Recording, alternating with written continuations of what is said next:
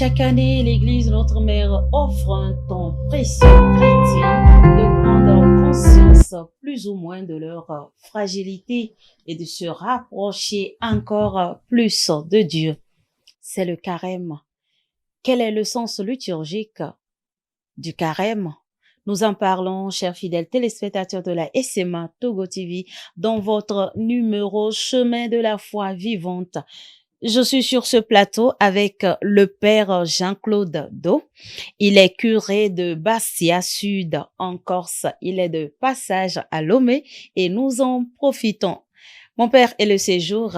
Ça se passe très bien, merci. D'accord. Merci beaucoup d'avoir accepté de nous aider à comprendre le carême. C'est une grande joie. Merci, père.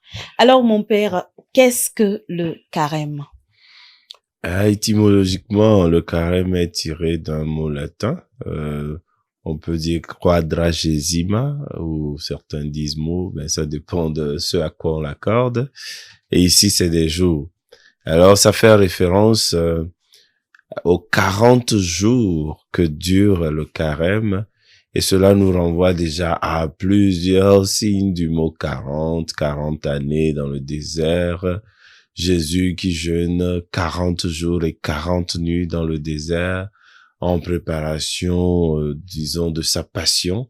Et donc l'Église, très tôt, a repris cette tradition ancienne qui existait déjà dans les peuples d'Israël, chez les Esséniens et tout, pour le reconduire. Mais cette fois-ci, en partant de Jésus lui-même, qui est, disons, comme l'écrit l'auteur de la lettre aux Hébreux, le commencement et le terme de notre foi. Merci, cher père. Mais souvent, ce temps commence par le mercredi des cendres. Et pourquoi? Quel est le sens de ces cendres, mon père? D'accord. D'abord, nous commençons le mercredi des cendres pour une raison, disons, assez simple. Nous avons dit tout à l'heure qu'il y a 40 jours pour le carême. Or, on ne jeûne pas dans l'église les dimanches.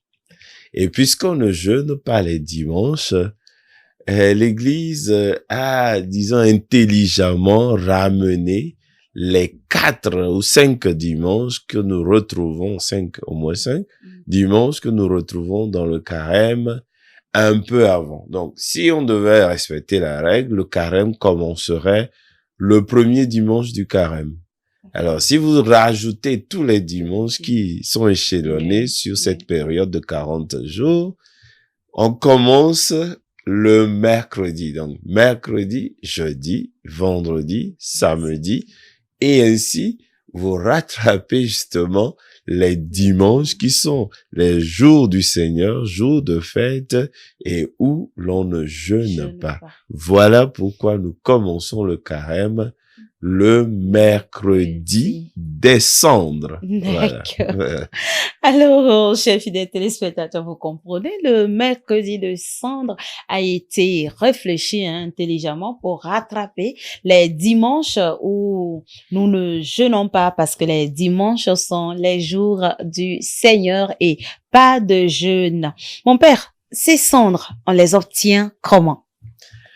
Je sais qu'il y a beaucoup d'anecdotes, d'histoires rocambolesques autour des cendres, où les uns c'est ci pour les autres. J'ai même pas envie de les évoquer. Et simplement, il faut dire que les cendres, dans la majorité des cas, sont obtenues en brûlant les rameaux qui nous ont permis de célébrer l'année dernière le dimanche de la Passion ou encore le dimanche des rameaux. Okay. Dans le dimanche des rameaux, nous fêtons l'entrée triomphale de Jésus à Jérusalem, et alors les gens viennent avec beaucoup de rameaux. Alors, on les garde après bénédiction toute l'année. Et avant le carême, normalement, nous demandons qu'on nous ramène tous ces rameaux qui ont été bénis l'année dernière.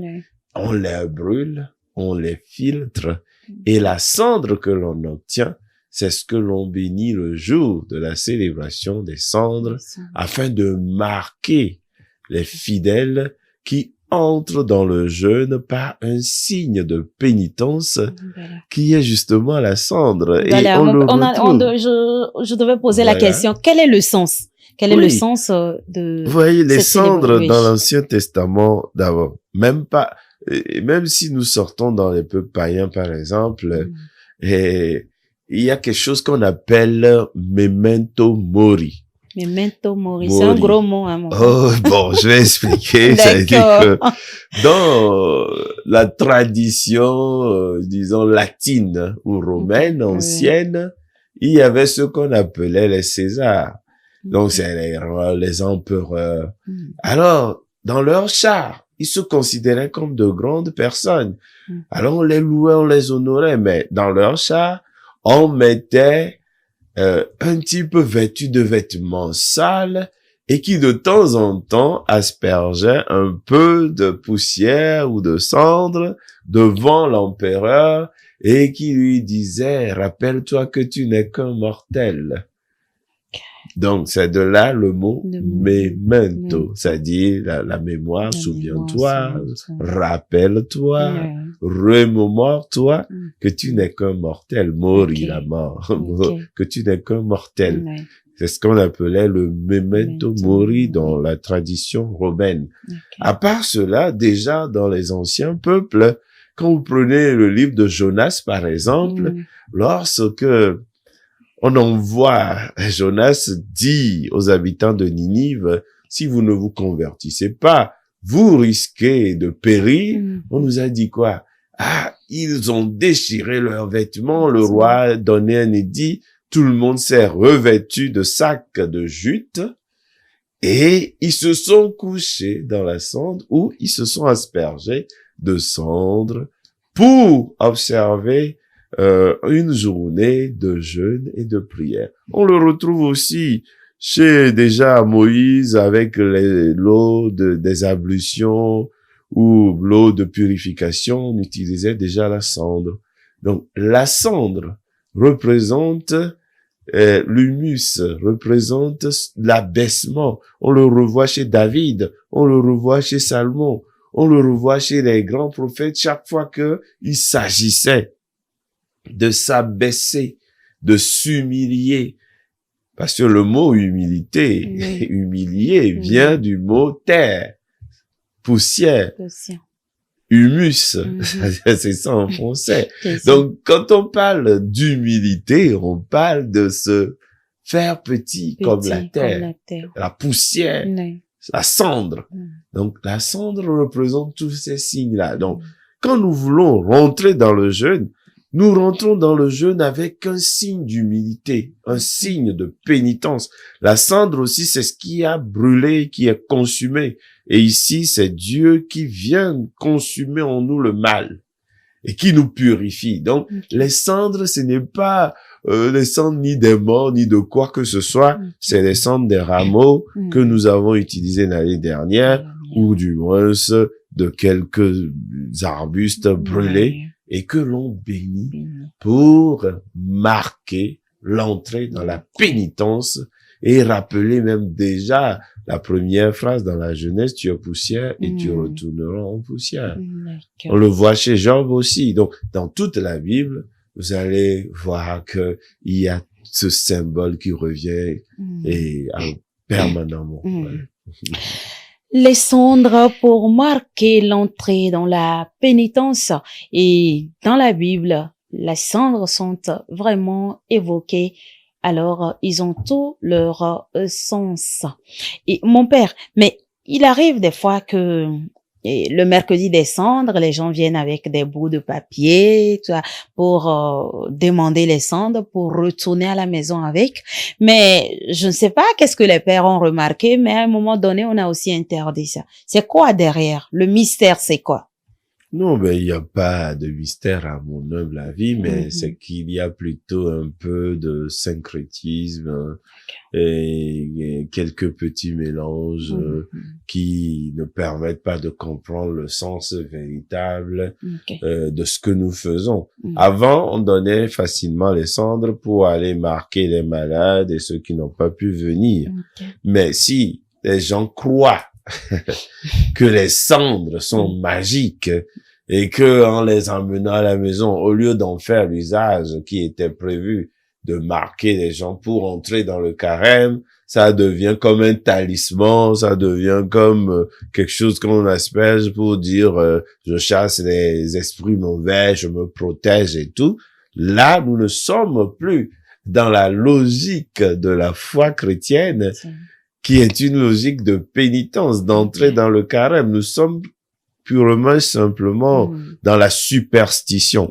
Et s'il y a superstition, l'Église préfère arrêter d'aller dans le sens là pour qu'il n'y ait pas de confusion. D'accord. Alors, pas de confusion, il faut être là soi-même et être marqué de la cendre pour entrer dans la pénitence. Mon père, il y a un autre jour qui intéresse beaucoup lorsqu'on veut rentrer et dans le moment de carême, c'est le mardi gras. Et ce mardi où chacun essaie de visiter ses économies, bon, je vais bien manger et puis commencer. Quel est le sens de mardi gras? Ben, je vais décevoir les gens parce que ouais, je crois sérieusement que je vais me faire quelques ennemis parce que déjà, c'est une mauvaise idée que de parler de Mardi Gras. C'est comme si je me disais, comme demain je vais me priver, vaut mieux m'empiffrer aujourd'hui. C'est-à-dire que je vais manger jusqu'à m'éclater aujourd'hui. Sinon, à vrai dire, Mardi Gras, ça n'a rien à voir avec le christianisme. C'est une déviation, c'est-à-dire, d'ailleurs, ailleurs, c'est le jour des carnavals et tout ça. C'est pour dire, ah ben, comme demain, on va commencer le carême, on fait bonbons aujourd'hui, d'où le mot Mardi Gras. Ouais, on s'engraisse en quelque sorte avant. Donc, à vrai dire, ça n'a pas une signification chrétienne. C'est juste que les gens se font la fête avant de commencer le temps de pénitence qui est le mercredi des cendres et qui va jusqu'à la semaine sainte. Donc, vraiment, ce n'est pas une institution ecclésiale. Mais c'est rentré pratiquement dans les habitudes. Oui, puisque nous sommes tous des humains et tout ce qui peut peut-être nous aider à disons, nous évader un peu et à essayer de nous alléger la tâche, nous aimons bien l'intégrer progressivement jusqu'à le rendre une tradition qui se confond même un peu à une tradition chrétienne, alors que ce n'est pas exactement le cas. Ouais, c'est ça. Ok, alors ce n'est pas exactement le cas, mais puisque nous sommes humains, le mardi gras, on essaie de se faire plaisir avant d'embrasser ce temps de pénitence. Mon père, que signifie le temps liturgique du carême? Et quelle est la couleur liturgique pendant le carême? D'accord. Et à mon humble avis et selon la tradition de l'Église, il faut toujours comprendre d'où partent les choses.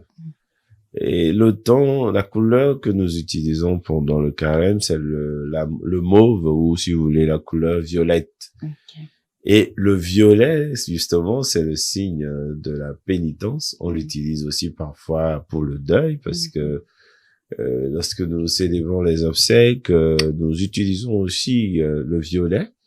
Et donc, cette couleur mauve demeure quand même le signe de l'humilité, de l'abaissement, le signe d'un retour à Dieu, repentance et tout. Quand on parle de pénitence, il y a tous ces mots-là qui entrent en jeu. Et spécialement, le carême chrétien insiste sur la conversion.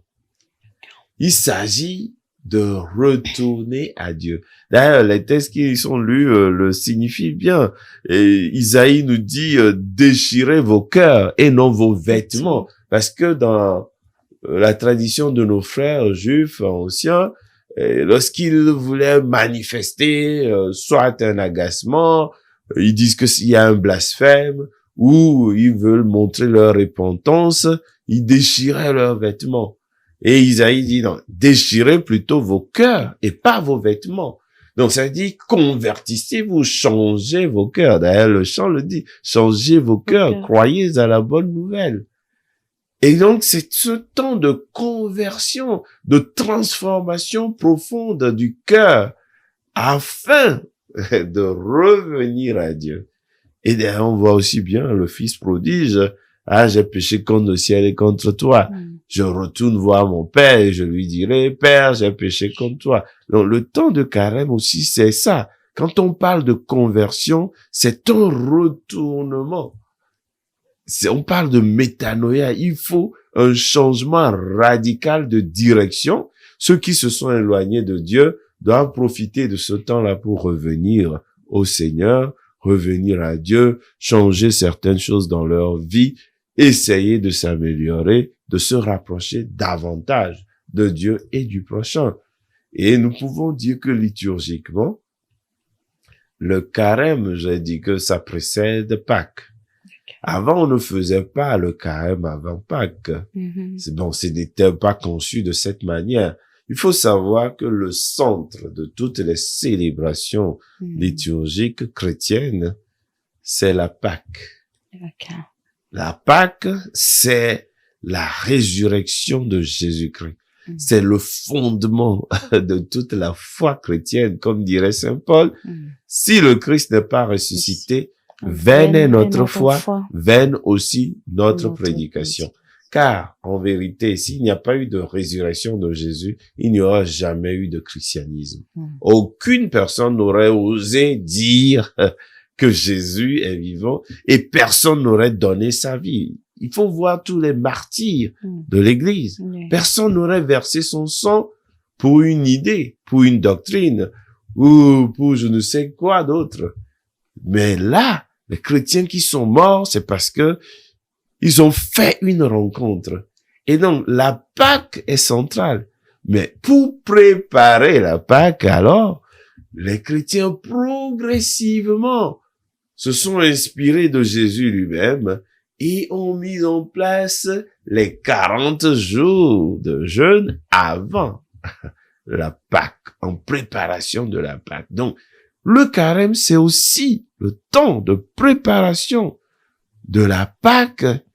Et si nous voulons bien comprendre, il y avait ce qu'on appelait aussi le petit carême, qui était le temps de l'Avent, un mois avant Noël. Donc, c'était aussi un temps de préparation à la venue de Jésus. Et les trois choses qu'on pourrait, je dirais, toucher dans ce sens-là, en partant de l'Évangile, toujours. Et ici, Matthieu, au chapitre 6, c'est de voir ce que Jésus lui-même il dit du jeûne et de l'aumône et de la prière. Donc, c'est un temps d'aumône, de générosité. C'est un temps où nous faisons l'effort davantage de prière. C'est aussi un temps de jeûne. Je suis sûr qu'il faudrait après bien comprendre ce que c'est la différence. Donc voilà, pour essayer de parcourir quelques aspects. On peut pas tout dire, mais quelques aspects du carême. D'accord. Le carême, un temps de conversion, un temps de jeûne, un temps préparatoire à la Pâque, un temps d'aumône, un temps de sacrifice. Alors le carême renferme beaucoup de choses pour les chrétiens. Alors mon père, existe-t-il une différence entre le carême et le jeûne? On peut dire que nous jeûnons au temps de carême. Ok, nous jeûnons au temps de carême. Oui, donc le carême, c'est un temps de pénitence et d'abstinence. OK. Donc, on ne peut pas dire que tout jeûne est un carême. Et puis, le carême aussi ne s'arrête pas qu'au jeûne. OK. Ah ben oui, d'ailleurs, je venais juste de dire que, à la période de carême, on insiste beaucoup sur la conversion, la pénitence. Et j'ai dit qu'on peut meubler le carême avec les trois conseils de Jésus lui-même, à savoir l'aumône, le jeûne et la prière. Et c'est aussi un temps où nous découvrons davantage les Écritures saintes.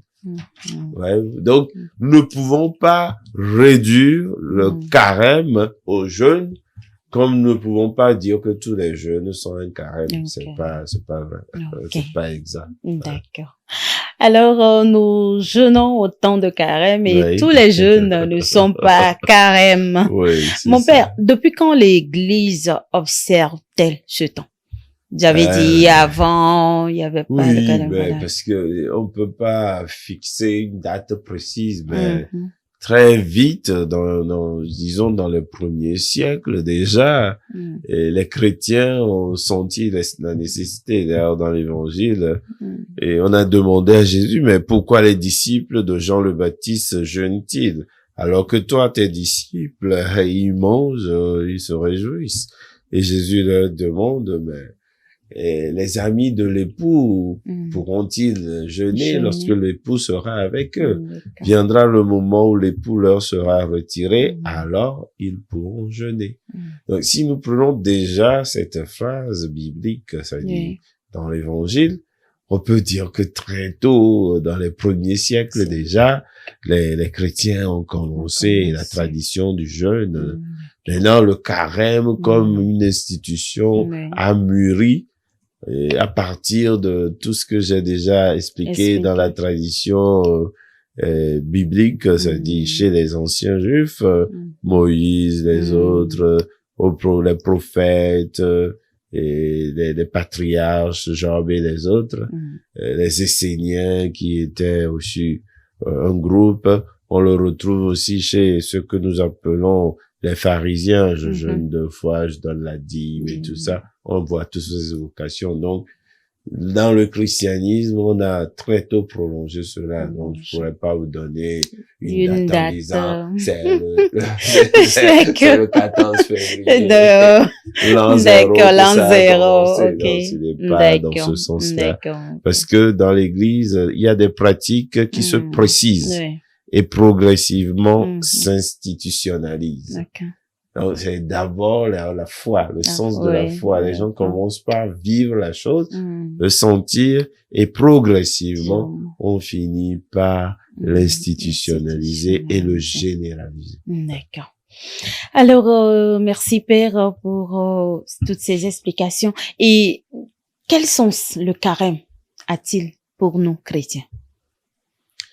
Mais je pense que l'Église est mère et éducatrice et je crois pour nous c'est une chance que d'avoir une période dans l'année où nous pouvons nous remettre en question, remettre les choses à plat et essayer nous-mêmes de faire notre examen de conscience, exercer notre charité, notre générosité, l'aumône, approfondir la lecture, la méditation des Écritures en vue de notre propre conversion, pratiquer davantage la prière, le silence, et aussi, comme dit Jésus, jeûner.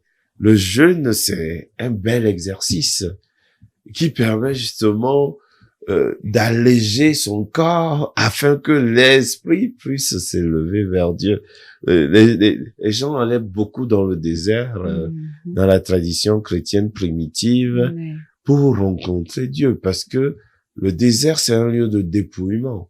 C'est un lieu où si tu survis, c'est que Dieu est avec toi. C'est un lieu où on retrouve le silence et où l'on rencontre au fond de soi, dans ce silence-là, la présence de Dieu. Donc, on voit clairement que pour nous aussi, en tant que chrétiens, nous devons aussi garder Et cette tradition-là, garder justement ces pratiques que les anciens ont fait et qui leur ont permis justement d'élever leur âme, d'élever leur esprit, d'aller davantage vers Dieu, de se remettre en question, de peut-être s'ajuster, se réajuster par rapport à Dieu.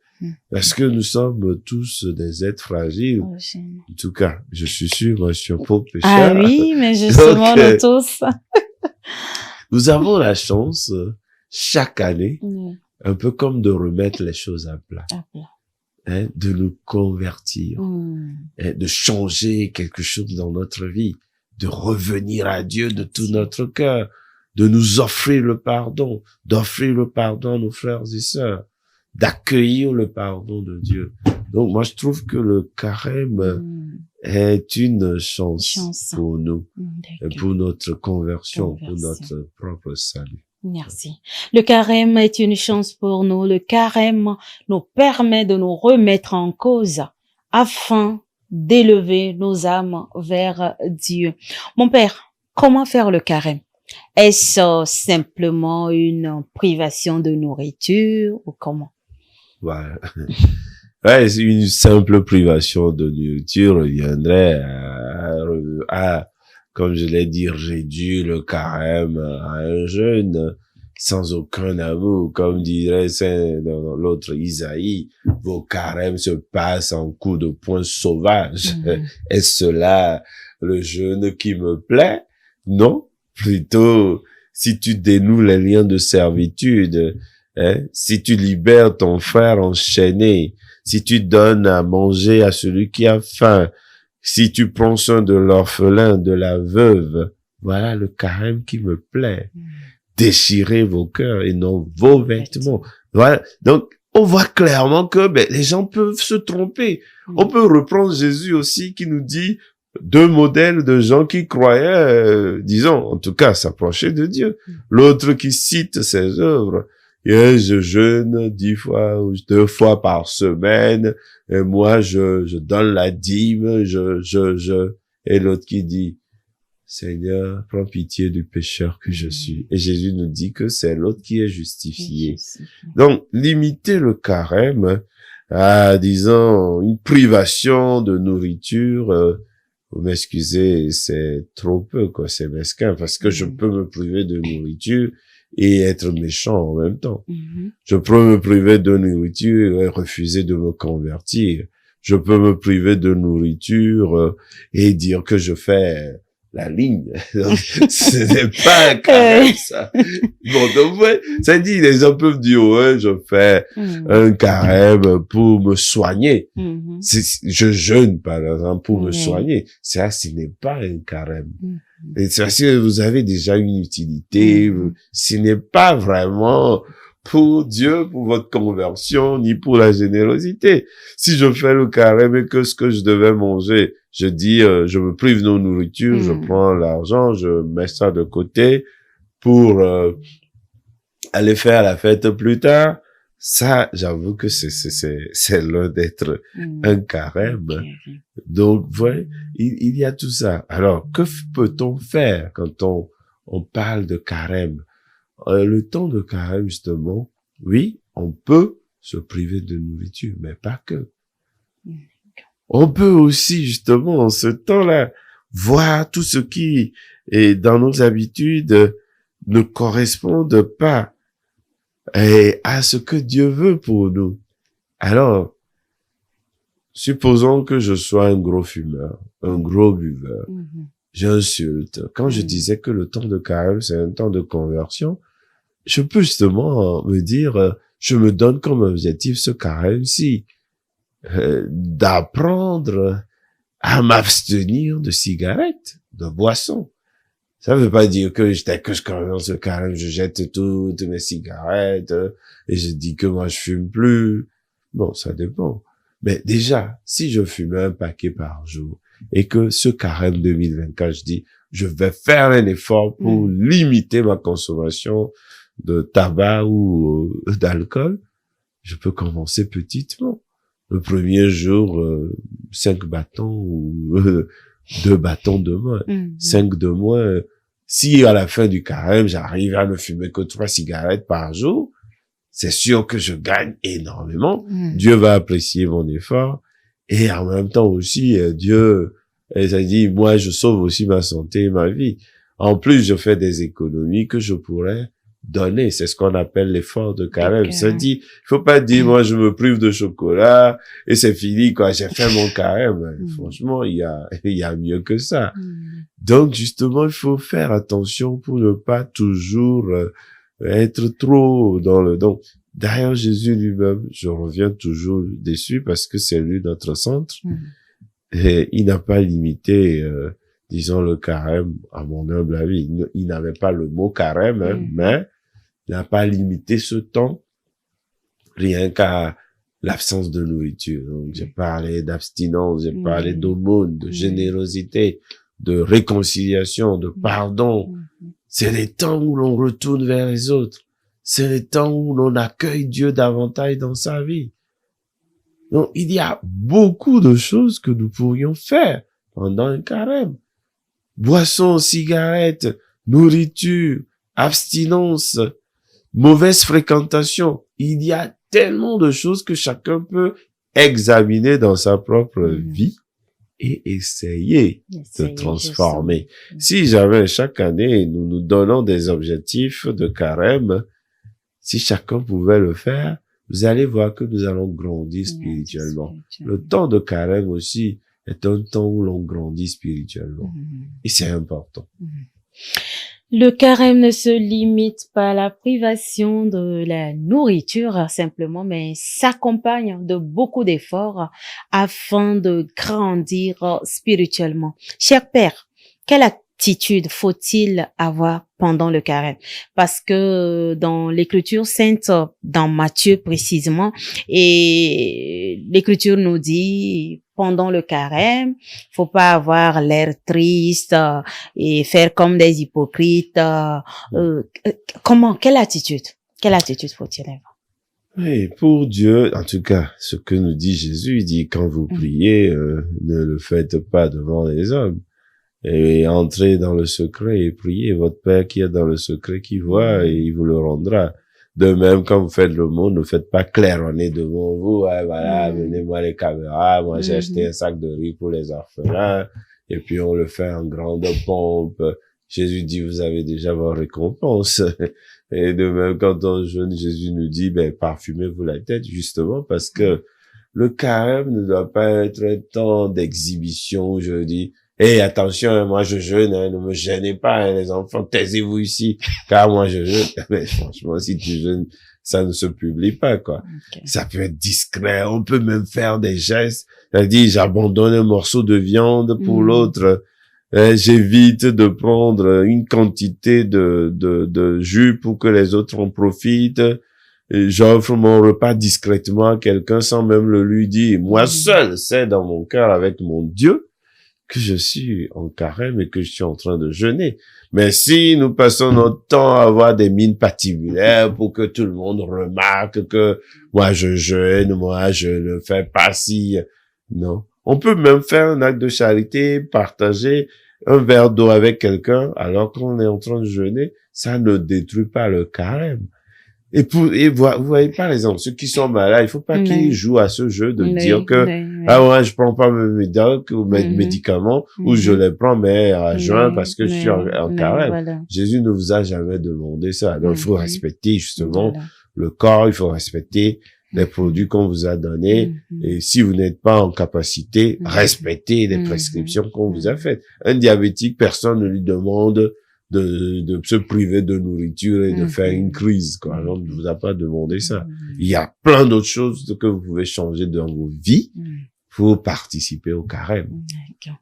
Visiter les gens. Vous pouvez lire Matthieu chapitre 25, des œuvres de charité. Il y a plein d'œuvres de charité. J'avais faim, j'avais soif, j'étais nu, j'étais étranger. J'étais à l'hôpital, j'étais malade. J'étais en prison. Il y a plein d'œuvres qu'on peut faire pendant le carême pour témoigner notre conversion, notre amour pour Dieu, pour le prochain et pour changer nos cœurs. Donc, attention à ne pas rester dans des trucs coincés dans la tête, coincés dans le cœur, et en faisant semblant que c'est Dieu que nous sommes en train d'honorer alors que parfois il ne nous a vraiment rien demandé, quoi.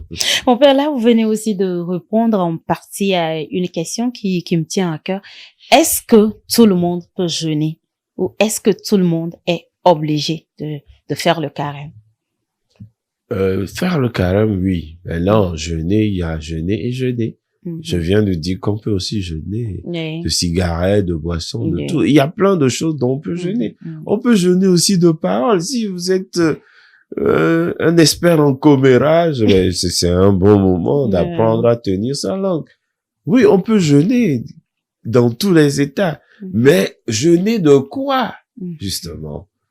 Il n'y a pas que la nourriture. Il y a plein de choses avec lesquels on peut faire son carême.